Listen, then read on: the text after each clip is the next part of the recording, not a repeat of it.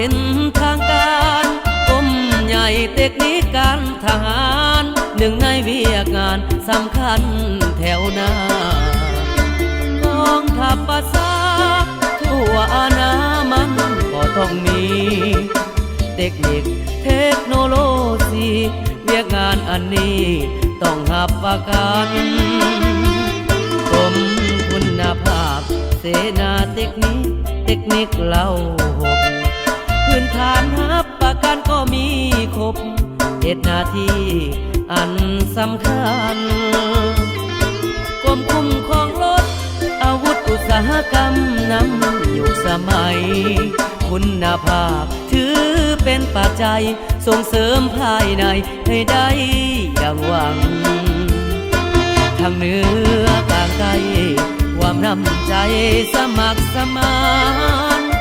ยามเมื่อชาติต้องการร่วมประสานอาสาสู่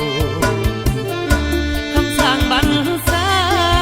จะหนักหนายุ่งยากเพียงใดหนุ่มเทคนิคภูมิใจยินดีหับใช้ตลอดเวลาชาติจะมั่นคงยืนยงก้าวหน้าเราเทคนิคต้องมีนาประกอบส่วนอย่างสร้างสรรค์เพื่อหับประกันสร้างกองทัพให้ทันสมัยสร้างปฐมปัจจัยเพื่อชาติลาวใดจงเจริญ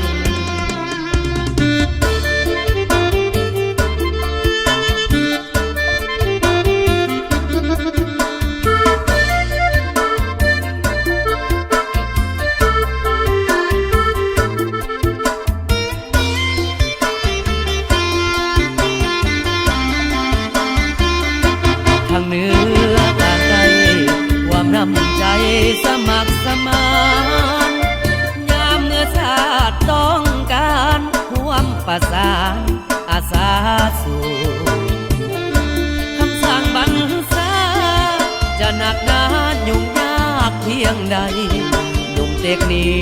คภูมิใจยินดีหับใช้ตลอดเวลาชาติจะมั่นคงยืนยงก้าวหน้าเราเทคนิคต้องมีนา